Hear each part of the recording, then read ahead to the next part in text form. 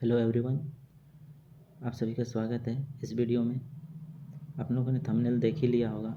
इसमें मैं अपने ग्रुप डी एग्ज़ाम के सेल्फ रिव्यू देने वाला हूँ, तो वीडियो में अंत तक बने रहें।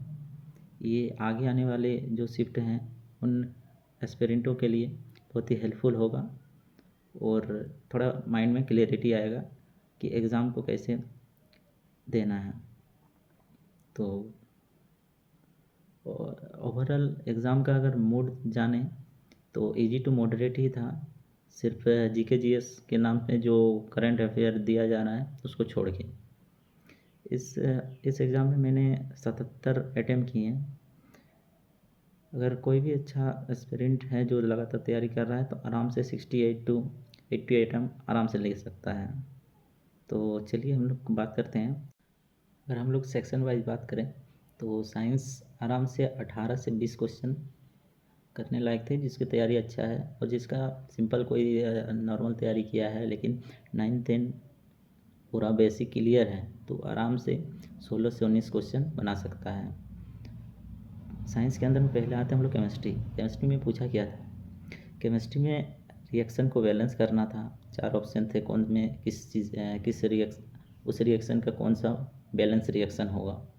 एक प्रोसेस पूछा था कि और से हम लोग मेटल को कैसे निष्कर्ष करते हैं, उसका प्रोसेस का नाम पूछा था। फिर न्यूमेरिकल, पूरा ओवरऑल साइंस में एक ही न्यूमेरिकल था, वो भी केमिस्ट्री से था। वो कौन सा न्यूमेरिकल था कि जो विलय हो गया, विलायक हो गया, मिश्रण विलयन में जो परसेंटेज निकालना होता है विलयन का कितना सांद्रता है, वैसे वो क्वेश्चन था। बहुत जो नॉर्मल ही था, जो आराम से करने लायक था। आते हैं बायोलॉजी में कोशिका के अंदर जो कोशिका के अंगक होते हैं, माइटोकॉन्ड्रिया, अंडपरत या जालिका, केंद्रक हो गया, इससे इसके कार्य एवं जिससे क्या निर्माण होते हैं, कोशिका का क्या बेनिफिट होता है, क्या उत्पाद बनता है, इस टाइप का क्वेश्चन पूछा था। रहा फिजिक्स के भी क्वेश्चन आसान ही थे।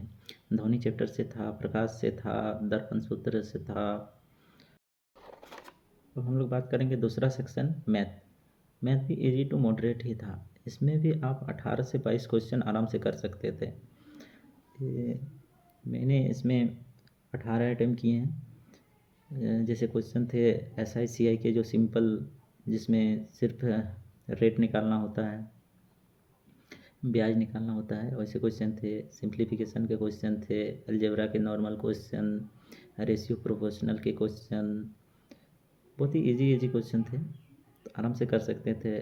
कुछ क्वेश्चन डिफ़िकल्ट था, जैसे एक रेशियो प्रोपोर्शनल वाला थोड़ा डीप क्वेश्चन था, वहाँ मैं फंस गया, इसलिए मैंने उसको छोड़ ही दिया, इसकी भी कर दिया, टाइम वेस्ट होता उसमें मेरा, इसलिए।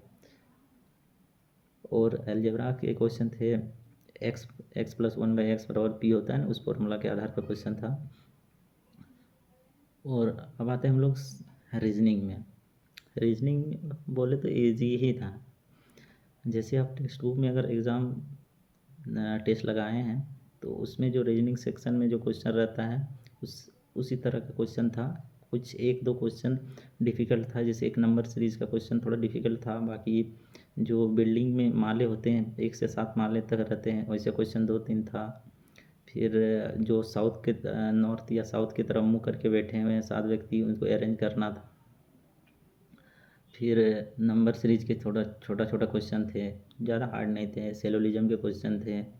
मतलब रीजनिंग ओवरऑल इजी ही था। कुछ क्वेश्चन थोड़ा मॉडरेट था वगैरह, तो आराम से 30 अटैम्प्ट 26 से लेकर 27, 28, 30 तक आराम से कर सकते हैं। मैंने इसमें 30 अटैम्प्ट किए हैं। अब आते हैं सबसे बड़ा विलन।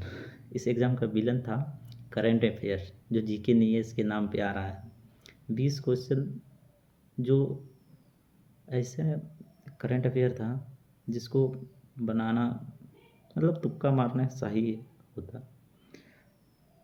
कोई भी हाईलाइट वाला क्वेश्चन नहीं, ऐसे मतलब जो बड़ा इवेंट में आया हुआ क्वेश्चन है, जो हाईलाइट वाला क्वेश्चन हो, इजी हो, उस तरह क्वेश्चन नहीं था। जैसे इलेक्शन से, एक बिहार इलेक्शन से भी एक क्वेश्चन था, लेकिन उसमें पूछा क्या था कि बिहार इलेक्शन में 5 सीट कौन से पार्टी को मिला था। पार्टी का नाम दिया हुआ था, हम कंफ्यूज थे कि क्या होगा, तब नहीं मारा, उसको छोड़ दिए। इस तरह क्वेश्चन था। बहुत सारे मिनिस्ट्रीज़ के अंदर से क्वेश्चन था कि कौन सा मिनिस्ट्री क्या पुरस्कृत किया गया है, ये कोई भी योजना है ये कौन सा मिनिस्ट्री शुरू किया है। और ऐसा नहीं कि जो योजना है वो आप सुने होंगे या ये, जैसे क्वेश्चन था कि PSUS रक्षा मंत्रालय द्वारा कहाँ पे स्थापित किया गया है नया PSU, तो इस तरह क्वेश्चन था। फिर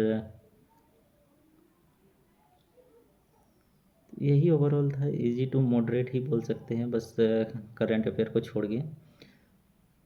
तो इस तरह का वीडियो मैं लाता रहूँगा, अपने एग्ज़ाम की सेल्फ रिव्यू प्लस मैं कैसे तैयारी करता हूँ, मैं कैसे मॉक टेस्ट लगाता हूँ, इस तरह का वीडियो इस चैनल में आते रहेंगे। अगर इस वीडियो में से आप लोगों को कुछ हेल्प हुआ है तो वीडियो को लाइक करें, सब्सक्राइब करें